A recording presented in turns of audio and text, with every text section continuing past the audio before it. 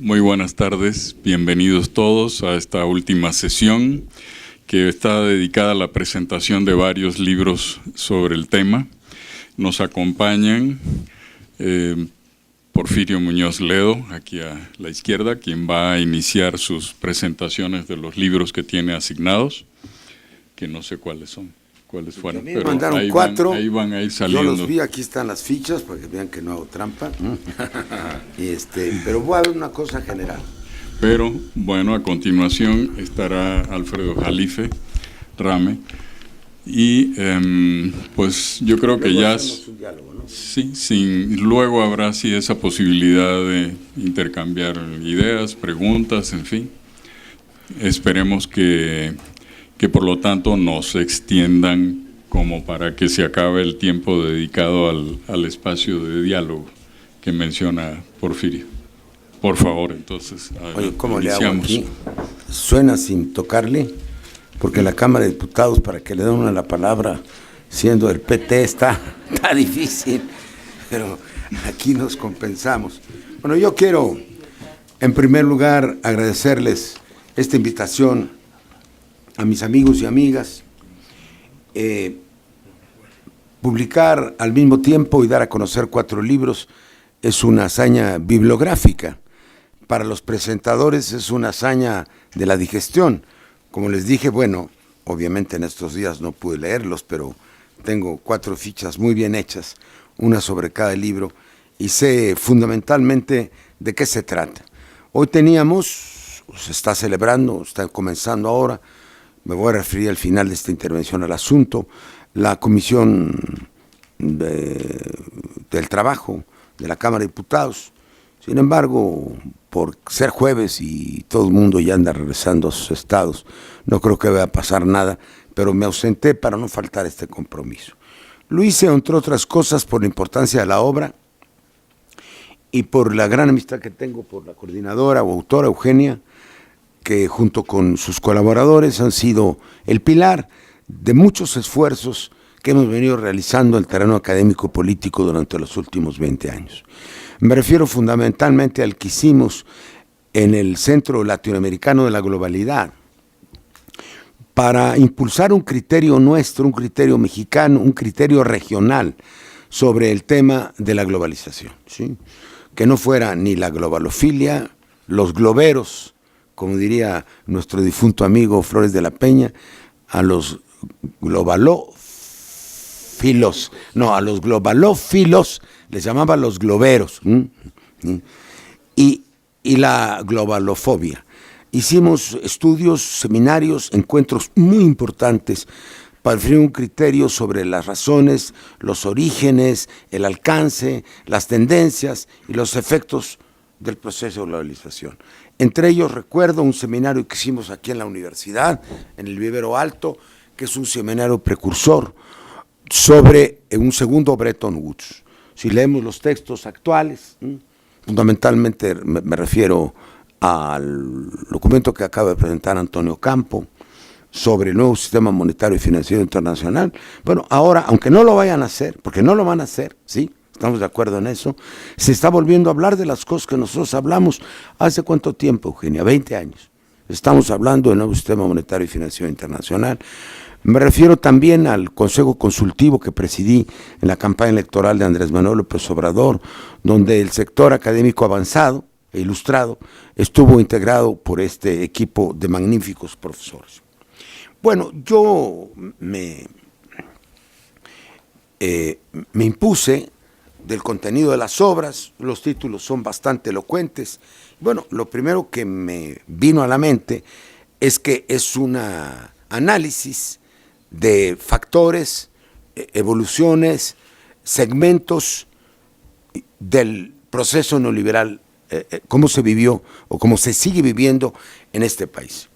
Yo dije, bueno, ¿cuál? No soy experto en medicina, pero a mi avanzada edad, pues cada vez tengo más frecuentación de tratamientos clínicos, excepto los tuyos, Alfredo, afortunadamente.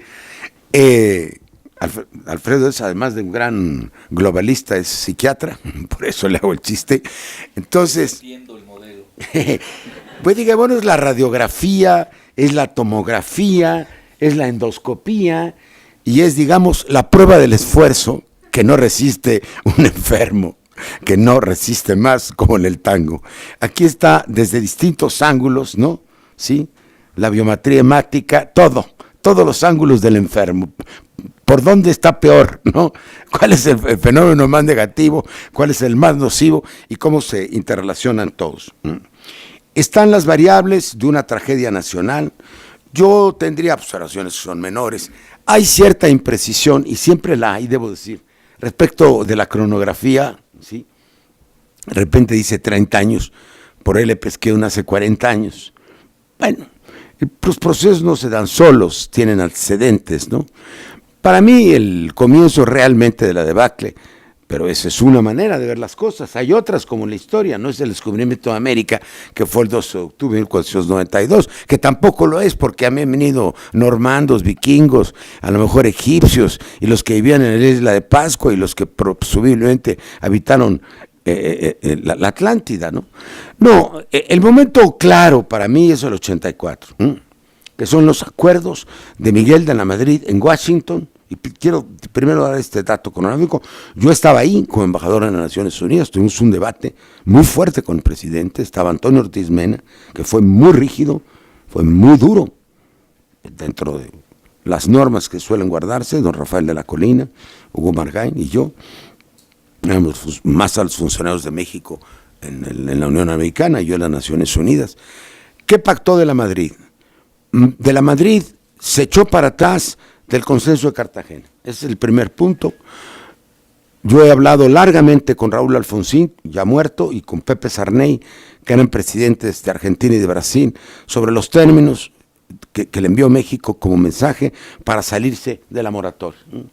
Acepta Miguel de la Madrid el plan Baker, ¿sí? Que es una venta en abonos, vendes todo, y te van cobrando poquito a poco, todo, vendes todo. Y cada vez que pides más prestado o renegocias el crédito, para decirlo en términos consagrados, te ponen más condiciones, tasa de salario, macroeconomía, todo te lo pone. Pactó el esquema de seguridad regional, que ahora es muy importante y que no se sabía. México antes de esa fecha no había aceptado la presencia de agentes norteamericanos en México. Es el caso Camarena, que mucho recordarás, que era un doble agente, con el cual lo hicieron pedazos en la prensa norteamericana, y después el artículo de Anderson, el día que Miguel de la Madrid llegó a Washington, de Washington Post, y su informador Van Alta era el informador de Anderson, que por cierto, años después me visitó de modo imprevisto, la tarjeta del señor Van Alta, estando yo en Monterrey 50 con presidente del Partido de la Revolución Democrática, y nos fuimos a comer y me contó todas sus fuentes que demostraban el uso indebido de los recursos, de los resortes de control financiero, bursátil, etcétera, del gobierno de México en favor de intereses particulares. Fundamentalmente los avisos de devaluación previos a la fecha, que trasladaron unos recursos bestiales, ¿no?, a favor del sector privado y del sector financiero del país. Entonces pactó cosas fundamentales y pactó, desde luego, o llegó con el ofrecimiento de la apertura unilateral de las fronteras, ejecutada por el Rabanito Hernández, que estaba ahí ese día, según el cual nosotros íbamos a combatir la inflación comprando productos en el exterior, con una tasa de inflación a nosotros mucho más alta. Claro, los productos del exterior estaban menos inflados, pero por esa línea acabamos dependiendo, como ya que llegamos a ese nivel, de las importaciones que hacemos del exterior. Pactó un sistema cambiario también, eso es muy importante, el atenerse totalmente a través del FMI y hacer un sistema cambiario no favorable a la exportación, favorable a la importación y disfrazado de marco macroeconómico, ¿sí? Eso es muy importante lo que estoy diciendo, ¿sí? A Miguel de la Madrid, que los dos primeros de su gobierno yo le llamaba el Hamlet mexicano, porque un día se iba para acá y otro para allá, y otro contadora, y otro to be or not to be, te vi o no te vi. Acabó en Falstaff. Acabó en Falstaff.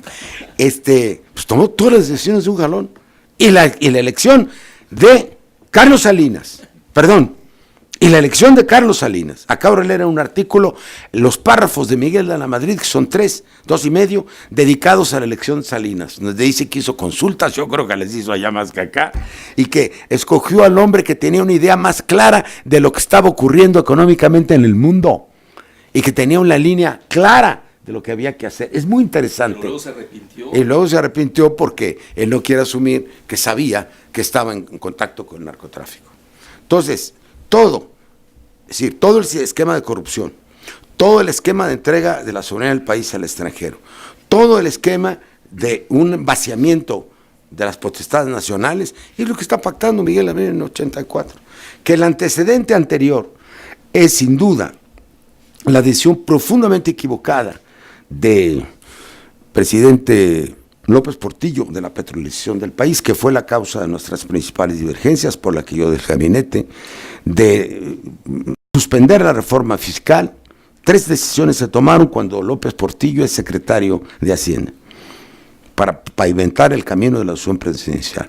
Primero, como lo ha recordado muy bien en un libro José Luis Calva, el de tener nuestro proyecto, que ya había ganado adentro del gobierno, el de David Ibarra, Leopoldo Solís y mío, en el sentido de empezar a flotar el peso. Ya habíamos ganado, ¿no? Pero como el secretario de Hacienda va a ser presidente de la República, entonces la devaluación le parte la cara. ¿Sí? ¿Sí? Segundo, el llevar a la práctica una reforma fiscal moderada, que es la misma que se había preparado desde el año 68-69, donde trabajó Efigenia, ¿cómo se llama el economista norteamericano, Eugenia? Que vino a ser Caldor.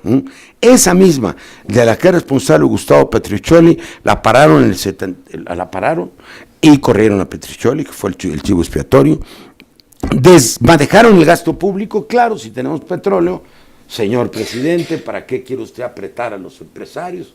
Ya bastantes problemas tiene con ellos, haciéndoles una reforma fiscal. Señor presidente, usted necesita dejar una enorme obra pública, lo merece, su perfil histórico, señor presidente, lo merece.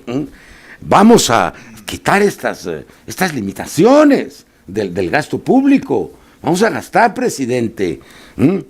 ¿Y para qué quiere usted empezar a ajustar el peso? Un presidente que devalúa, se devalúa, como decía el ínclito economista mundial Adolfo Ruiz Cortines, entonces, descendiente espiritual del maestro Keynes. Entonces se dedicaron a gastar. México no se endeudó hasta el 75. Cuidado. Pararon la reforma fiscal, desmadraron el gasto público y, por vía del petróleo, el sector público y el sector privado mexicano se endeudaron hasta el tope. Y ahí está la quiebra de Alfa, que fue al que metieron como conejillo de indias a la experiencia de la gran expansión nacional. Resultado, México creció al 6.2, 6.4%, mientras no exportó petróleo. De 1939 a 1975, México no exportó petróleo. En una comisión del gobierno que yo presidí como subsecretario de la presidencia, con el subsecretario de Energía López Portillo, el subsecretario de Hacienda López Portillo, y como secretario técnico el subdirector de Petróleos Mexicanos, Miguel de la Madrid, habíamos pactado en 72 construir 4 refinerías, de las cuales hicimos Tula en 74, habíamos pactado no exportar, aunque pidieron los Hacienda tener un 10% de excedentes para exportación, mientras podíamos absorber el tema de balanza de pagos con suficiente. Ya estábamos importando 14% de gasolinas, no es nuevo, estamos en 60%.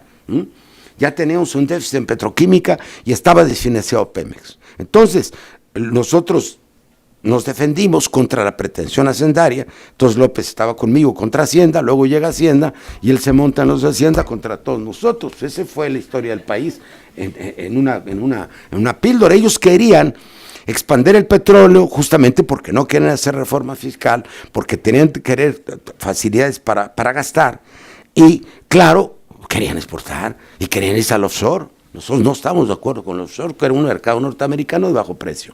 Entonces, ellos se fueron a la sobreproducción y entonces entraron, tú sabes las cifras mejor que yo y lo digo en serio, lo sabes.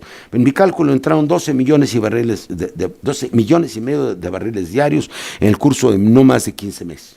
Entre ellos 2,5 millones de mexicanos. son 1,5 millones del Mar del Norte, 2 millones del mercado spot por la guerra Irak-Irán, voltearon un mercado de productores, un mercado de consumidores, soltaron las tasas de interés y nos dejaron crucificados. Ahora, ¿había otras salidas de esa crisis? Claro que las había. Ahora, yo no voy a detenerme porque Alfredo va a hablar y vamos a tener un diálogo y él tiene muchas cosas que decir y conoce estos temas con gran precisión y erudición además, que aquí están algunos de los grandes trazos. Yo no soy médico para dar un diagnóstico. El carácter sucesivo, acumulativo y reiterativo del pacto establecido para mí en 84 con los Estados Unidos, el Fondo Monetario Internacional y la tesorería de los Estados Unidos. Llamo acumulativo porque lo de López Portillo es un pacto posterior sobre el anterior, porque lo de Salinas, que es el NAFTA, es un pacto posterior sobre el anterior, porque el famoso Gaspán es un pacto posterior, y porque el famoso Iniciativa Mérida es un pacto posterior, pero todos vienen de la misma matriz. El gran argumento de Carlitos, tu alumno fue el alumno de Ifigenia. También Carlos Salinas de Gortari. No, fue de Ifigenia. Tenía mucho pelo, dice que tenía melena, pero que era muy güerito, dice Ifigenia. Ella le amaba el güerito. Así conoce todavía Ifigenia a Salinas, el güerito. Es que lo veía del perfil de la oreja. Lo veía el perfil de la oreja. Entonces, son pactos posteriores dentro de la misma matriz. Hubo un tiempo en que la dirección financiera, la dirección comercial, se encontraba allí en Nueva York, de Pemex, que era la Yu, chico, y la dirección de crédito de Hacienda, que era este muchacho que ahora es director de la OECD, que se llama el ángel de la dependencia, ¿cómo se llama? El ángel de la dependencia le puso, Ángel Gurría, no de la independencia, de la dependencia. Entonces, decían que ellos eran los salvadores del país, que uno conseguía los créditos y el otro vendía el petróleo para pagarlos. En eso se convirtió la economía mexicana. Entonces yo afirmo que la matriz de la subordinación mexicana es los acuerdos de la Madrid, que el pacto formal, ¿sí?, es el NAFTA, y que todos los acuerdos que se han hecho posteriormente, hasta el último, que no está firmado, pero que ha descubierto Wikileaks, la demanda de apoyo de Calderón a los americanos, a cambio de entregarles todo. Le dice, ayúdenme, y yo hago lo que ustedes Comando quieran. Norte. El Comando Norte, metan su Comando Norte, pero sosténganme el poder, que es la situación en que nos encontramos. Y todos son telas de un mismo costal. El otro punto que nosotros insistíamos hace 10, 15, 20 años, es el resultado patético de las privatizaciones, que transfirieron recursos, monopolios públicos a monopolios privados, que fueron inmensamente corruptos, porque un país sin controles administrativos, sin justicia, las privatizaciones son, digamos, por naturaleza corruptas. Y desde luego, lo que tanto dijimos, que nos debatía el famoso Córdoba, ¿te acuerdas? Que tuvo un debate con nosotros en los periódicos, de que nosotros despreciamos a la economía financiera, ¿no?, que era el motor de la economía, y ahora se ha probado precisamente los excesos de la especulación financiera. Este es un libro, debo añadir, muy valioso, un conjunto de libros, porque tiene que ver con la crisis que ocurrió en el 2006, en el 2008-2009. La supeditación del aparato productivo nacional y el desmantelamiento de los instrumentos de desarrollo, que es una historia que no se ha contado. Uno de estos libros habla sobre todo del Banco de México, habla de la banca de desarrollo y habla de la banca privada nacional, pero necesitamos hacer un día el diagnóstico completo, así como de radiografía también, de cómo se desaparecieron los organismos, instrumentos de fomento de desarrollo. El número de organismos y el número de mecanismos y su importancia es inmensa. Aquí no están ustedes viendo la parte bancaria y financiera, no están viendo los de fomento agrícola, no están viendo los de fomento industrial, no están viendo los de regulación en otros órdenes de la vida nacional. Yo quisiera decir dos cosas para no extenderme. Hoy, como resultado de todo esto conjunto de acuerdos, convenciones, tratados y políticas impuestas desde el exterior y adoptadas servilmente por el gobierno de México, pues el equilibrio macroeconómico son tres. Uno, Uno es el empate, prácticamente que ya vamos hacia allá, entre el volumen. Bueno, primero debo decir, y estuve, sin ser economista, encargado 4 años de vender, no de vender, sino de promover la inversión de México en el exterior, en Europa, y no tenemos capacidad exportadora. Eso no es cierto, salvo unas cuantas empresas, no la tenemos. Y el interés del gobierno de México no es que exportemos, el interés es que ingresen capitales. Cualquier alto funcionario mexicano que va, no habla de exportar, ni crea licencias para la exportación, eso no nos importa. Estaríamos actuando primero en nivel del tipo de cambio, por decir algo, que fue la gran controversia europea, los tipos de cambio, por lo que se crea para evitar la competencia desleal el Banco de Europa y el euro. Nosotros estaremos actuando con otros resortes. Entonces tenemos, según declaraciones de la Hillary Clinton, 29,000 millones de ingreso de lavado de dinero, ¿sí? La hizo el año pasado a México. Según datos de las audiencias del Congreso norteamericano, son o 33,000 o 34,000 millones de dólares de ingreso de divisas por vía de la venta. Entonces, la primera venta del país, campeones, es venta de drogas. Esa es la fuerza de la economía mexicana. El día que les falle, yo no sé qué van a hacer. 35,000 millones. Luego,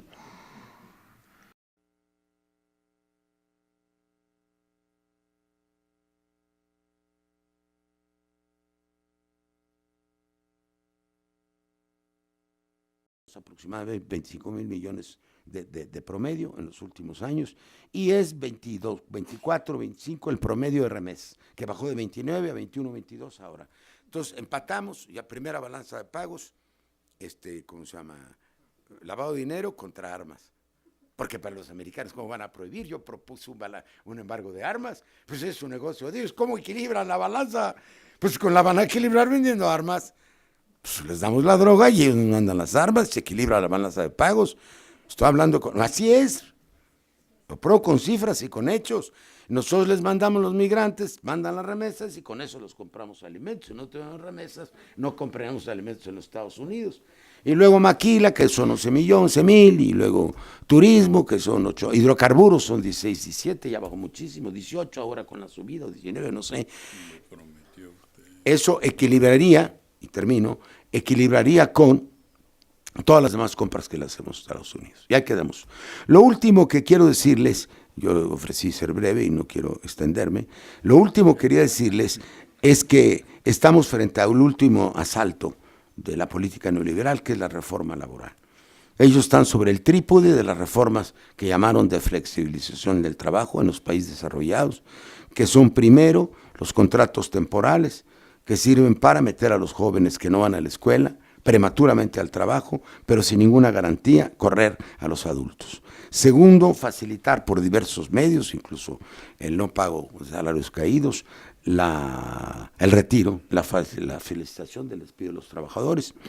Y en tercer término, la total manipulación de las organizaciones sindicales. Los grandes temas, que son el tema del salario, el tema de justicia laboral, el tema de la autonomía y la independencia sindicales, están fuera. Nosotros estamos empezando una gran pelea y vamos a movilizar.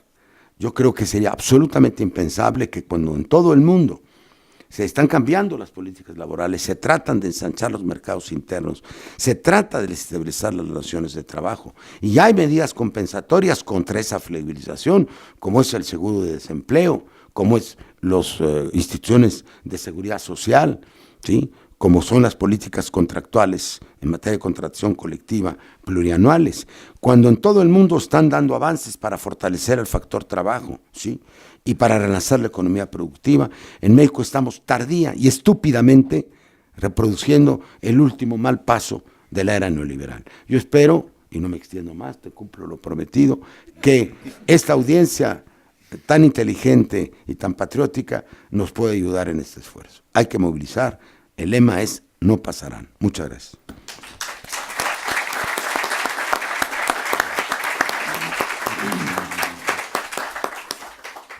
Bueno, Alfredo ya tiene muchas notas y está listo e impaciente por empezar también su parte, así que le damos la palabra de inmediato, sin más. Gracias, un placer. Bueno, es un honor estar aquí.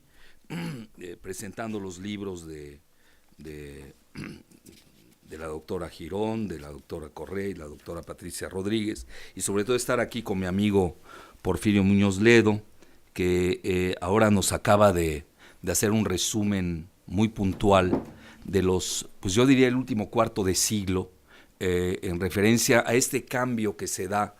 En la época de Porfirio era el economicismo. Me acuerdo cuando tú fuiste el pionero del nuevo orden económico mundial, pero era económico. Ahora, si lo vemos nosotros en retrospectiva, pues era muy light. Digo, ustedes protestaban por pocas cosas, Porfirio. Hoy verdaderamente estamos ante el nuevo orden financiero, que es terrible, es de una magnitud que se ha comido, es el nuevo cáncer de la humanidad, que se ha comido a la economía. Ese es el grave problema hoy. Es decir, se radicalizó aquel modelo que a mi juicio era reflejo de la geoestrategia mundial. No olvidemos la época del 84, si hacemos nosotros una conexión de reflejos, pues era la bipolaridad. Mal que bien había una opción, ¿no?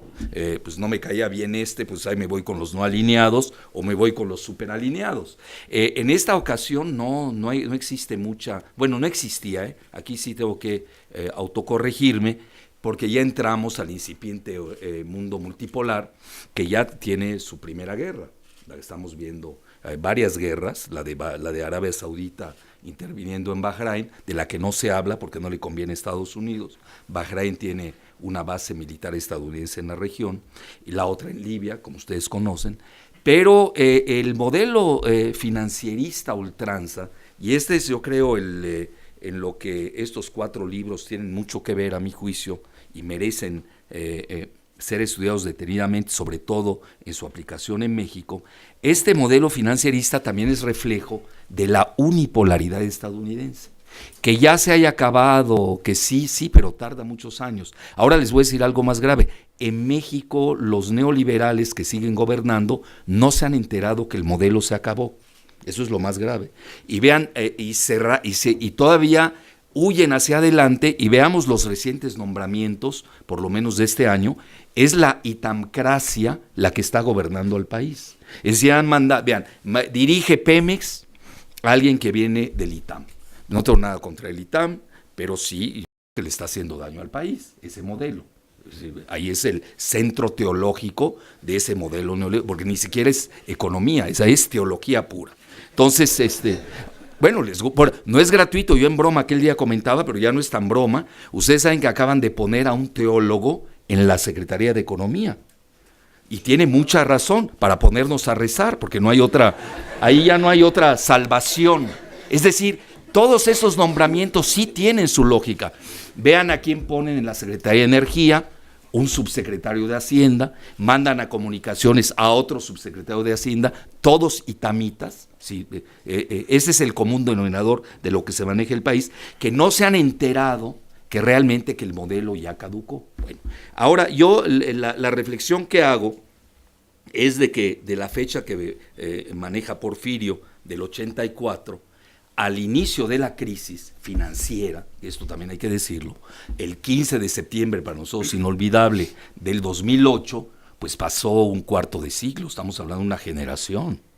Y ese modelo financierista es el que truena. Y estamos hablando que la quiebra del banco de inversiones Lehman Brothers costó $600 mil millones.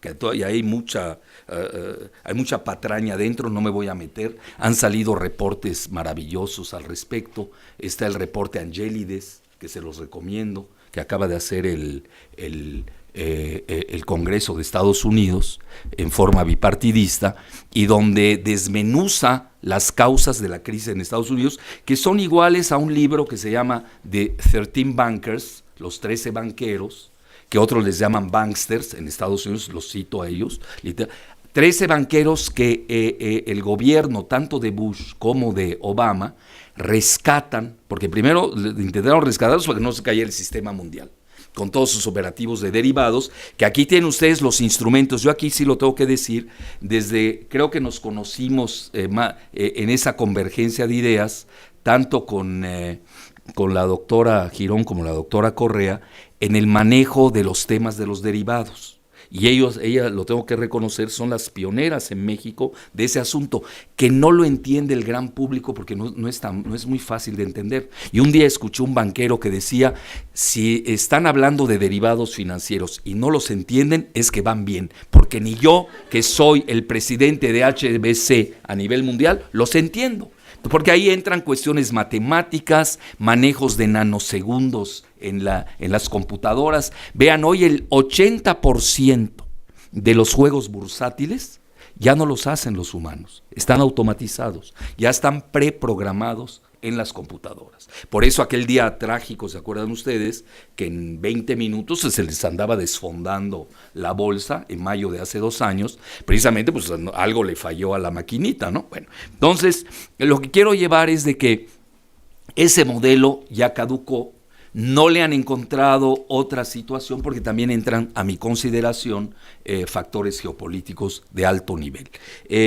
La crisis financiera del 2008 costó, además de la quiebra de Lehman Brothers, ustedes lo saben, del rescate de Bush a la plutocracia, en contra del bien común, en contra de la clase media. Vean toda la crisis inmobiliaria de Estados Unidos, no se rescató a los que debían sus hipotecas, pero sí que padecían el modelo, pero sí se rescató a la plutocracia, que fue la que alegremente y frenéticamente estaba en este juego especulativo de altas polendas. Entonces, esta crisis financiera da al inicio de una primera crisis hiperalimentaria, que no olvidemos. Es decir, las crisis que ustedes están viendo hoy en el mundo árabe ya estaban escritas en el muro porque se habían dado revueltas con el alza de los alimentos, sobre todo del trigo. Luego, pues hay que sacar el dinero. ¿De dónde lo sacan? Pues de la economía real. Y al sacar esa cantidad de dinero, afecta precisamente a la economía, que estuvo a punto de entrar en recesión, como ustedes lo saben, y se vuelve a imprimir billetes para no caer en una segunda recesión, y ahí viene el famoso efecto Bernanke, que es el nombre que tiene el gobernador de la Reserva Federal de Estados Unidos, Ben Shalom Bernanke, cuyo apodo es el helicóptero. Porque él en su tesis, y no es broma, él en su tesis maneja que para que Estados Unidos no cometa el mismo error de Japón, que ustedes saben lleva 20 años en recesión o en deflación, ahí como la quieran manejar, había que imprimir gran cantidad de billetes. Es uno de sus grandes papers que él ha hecho y lo está llevando al pie de la letra. Nada más que está para rescatar a Estados Unidos de su caída, vuelve a lanzar otros $600 millones en noviembre pasado, que va a durar 10 meses. ¿Y qué sucede? Entramos a una hiperinflación de las materias primas. Ya viene el alza de los alimentos, viene el alza del petróleo y viene el alza de los minerales. Ustedes lo están viendo, dos minerales que nosotros tenemos, no lo sabemos aprovechar porque se lo llevan, porque ese es el modelo neoliberal. Yo siempre doy el ejemplo, el modelo liberal es más o menos el siguiente. Llegan a la casa de uno, los itamitas, ¿no? Le dicen, me llevo tus muebles, me llevo todo lo que tienes adentro. Y se lo llevan, obviamente, a Estados Unidos. Oye, pero ¿cómo te lo llevas? ¿Qué me dejas? No seas antimoderno, esto te va a hacer bien. Es decir, si uno no se deja saquear, es antimoderno. Por eso el ejemplo que doy, que Porfirio conoce muy bien, porque él iba muy seguido en una etapa muy dada a Zacatecas, es el paradigma de México. Vean, Zacatecas es el primer productor de plata del país. Hoy la plata está a $37 la onza. Valía $2 en 2004. Les doy el ejemplo rápido. De $2 la onza a 37. Vean el efecto. Y eso lo pronosticamos, Aquí no es le atinamos, no. Eso se veía venir y obviamente por consideraciones que ahorita no viene al caso citar. Incluso lo manifestamos aquí. Desde el 2004 ya era visible. La onza de oro valía $200. Hoy está a 1,400 y pico. ¿Por qué? Porque el dólar no vale nada. Ese es el grave problema del modelo internacional. Pero lo más grave es que no hay algo que lo sustituya. Entonces vamos a tener que vivir con esa piedra de Sísifo durante por lo menos 10 años, el tiempo que se arregle en China y Estados Unidos, que por lo que vemos, por esta conflagración que estamos viendo en varios puntos del mundo, no se están poniendo de acuerdo. Entonces ahí tenemos nosotros un ejemplo, el de Zacatecas, ahí va el paradigma. En México ya recuperó su primer lugar de plata, nos los había quitado Perú, ahora ya regresamos a ser el primer lugar. Sí, pero Zacatecas paradójicamente no le llega nada de ese modelo. ¿Por qué razón? Porque es el primer productor de migrantes del país. Es decir, ahí tenemos que estudiar muy bien qué tan conveniente, porque el modelo neoliberal así está diseñado, es decir, canaliza todos los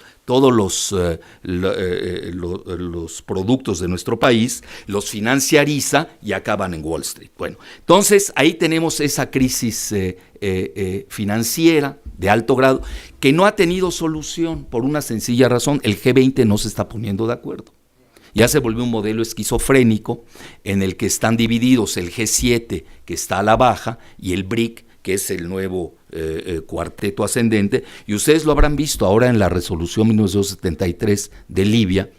Más que pegarle a Libia, que es lo digo respetuosamente, es un país que ni ejército tiene, son tribus. Es decir, ahí sí no se midieron los excolonialistas, que ya son neocolonialistas, y vean que yo no le tengo ningún afecto a Gaddafi. No hay nada personal ahí. Incluso él, pues se fotografiaba. Hay se los sugiero, búsquenlo en Rezo Voltaire, toda una serie de fotos de Gaddafi con los que los están bombardeando hoy.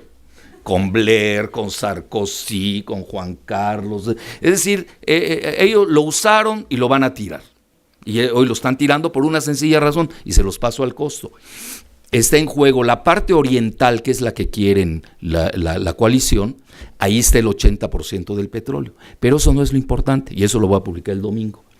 Ahí se encuentra el mayor acuífero de agua del mundo, 2 millones de kilómetros cuadrados que cubren a Egipto, una parte de Sudán que está siendo balcanizada, una parte del Chad y la parte oriental de Libia, que es esta región de Cirenaica, cuya capital es Benghazi. Es decir, más que una guerra por el petróleo, es una guerra por el mayor acuífero de agua fresca del planeta.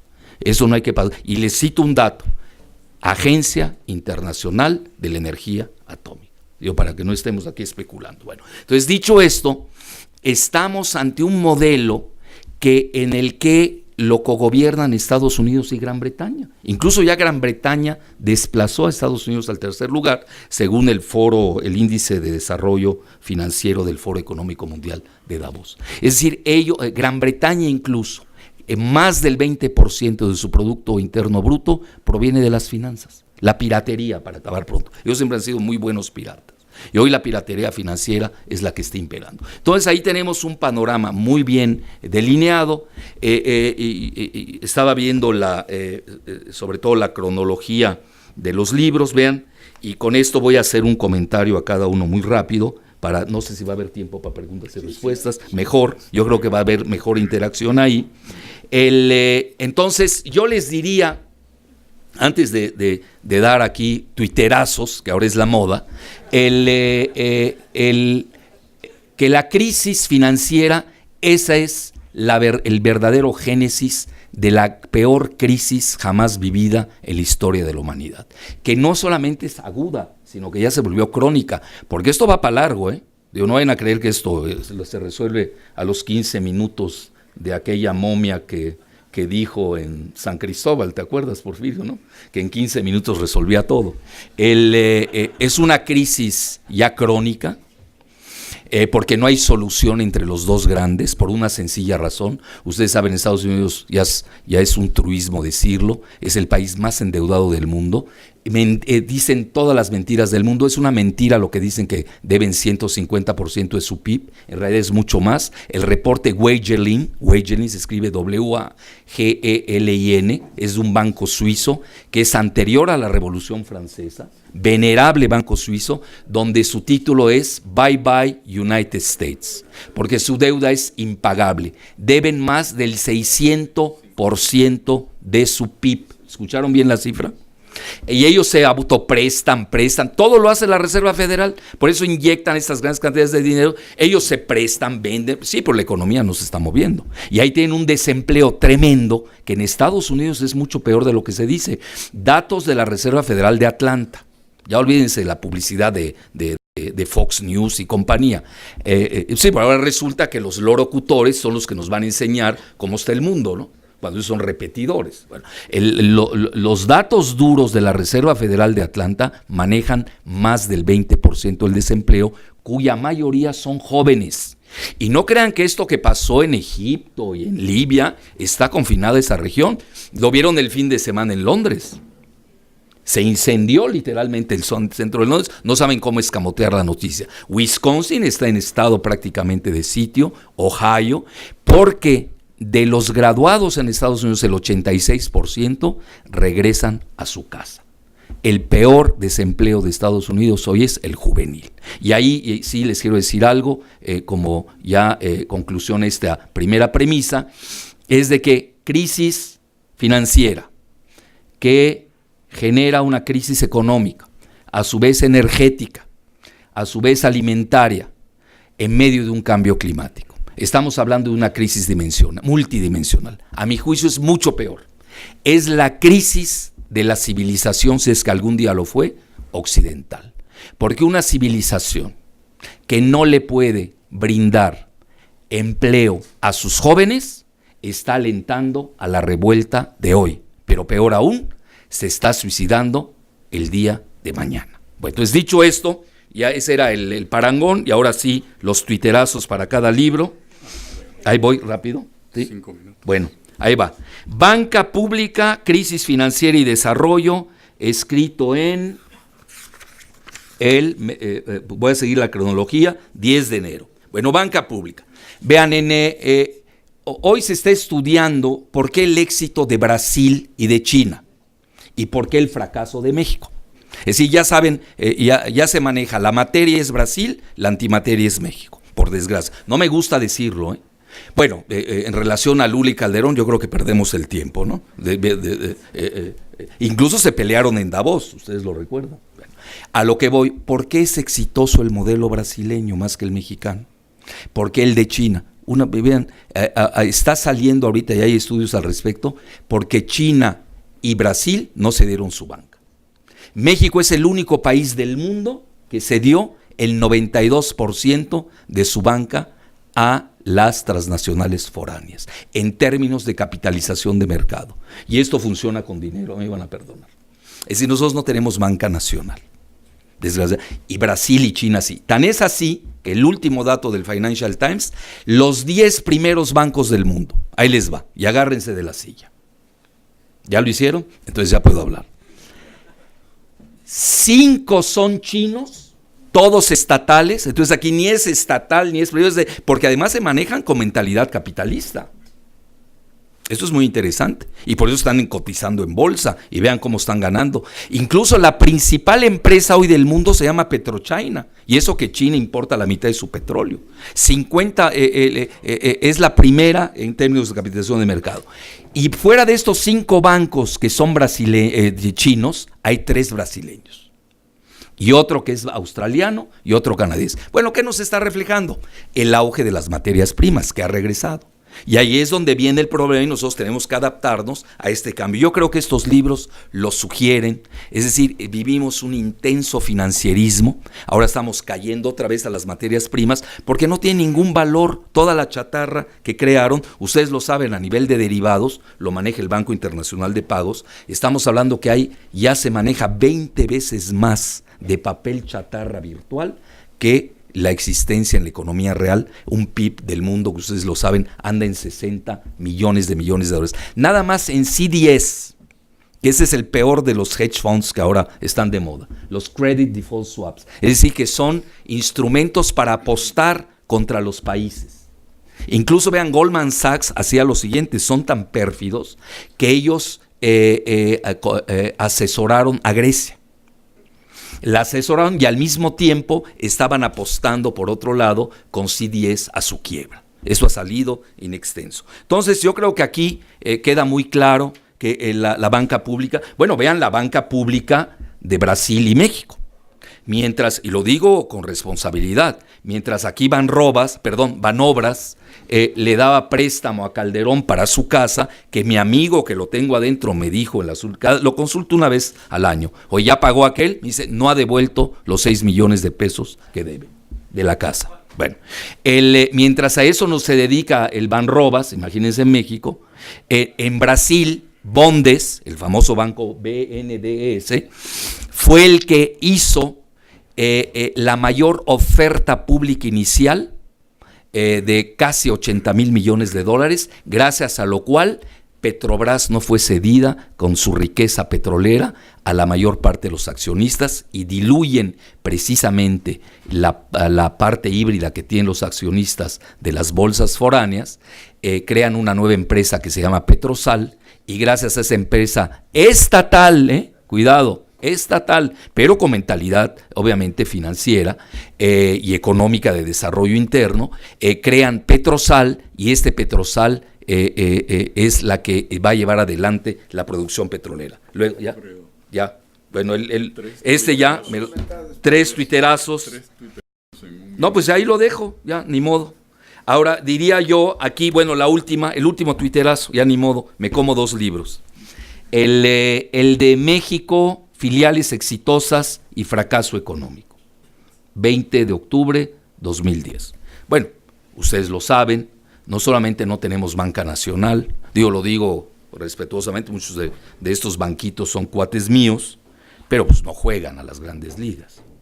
Imaginen ustedes, el 92% son foráneos, y pongan ustedes a Banco Azteca frente a Citigroup, pues es un pleito desigual. Una es Liga Maya, la otra es Serie Mundial, acaba pronto. Entonces, yo tengo nada contra Banco, me gustaría que Banco Azteca estuviera en la otra, pero obviamente Banco Azteca ha visto un nicho que eso le ha molestado a Citigroup, que es el de los desposeídos, ¿no? Y ahí más o menos hace buenos negocios, pero son muy relativos, un banquito de 2,000 millones de dólares. ¿No? Que el otro estamos hablando de un monstruo que en capitalización de mercado, a pesar de que está en la insolvencia, pues anda más allá de la barrera de los 200,000 millones de dólares, ¿no? Y sin contar todos los derivados que maneja. Pero vean lo interesante. Toda esa banca insolvente que sigue en la insolvencia, y por una razón, y hay que decirlo con responsabilidad, porque nadie conoce sus cuentas. Gracias a la desregulación, que esto no la vivió en esa etapa Porfirio, no existía la desregulación, que nace precisamente después en la aviación en Estados Unidos con la ley sobre todo del Tejano Graham. Gracias a la desregulación, ustedes saben que el gobierno no tiene intervención en las cuentas bancarias. Ellos se manejan solos, tienen sus paraísos fiscales, tienen sus cuentas invisibles y tienen ya hasta 3 niveles de deuda. El 90% de la deuda incobrable está en el nivel 3.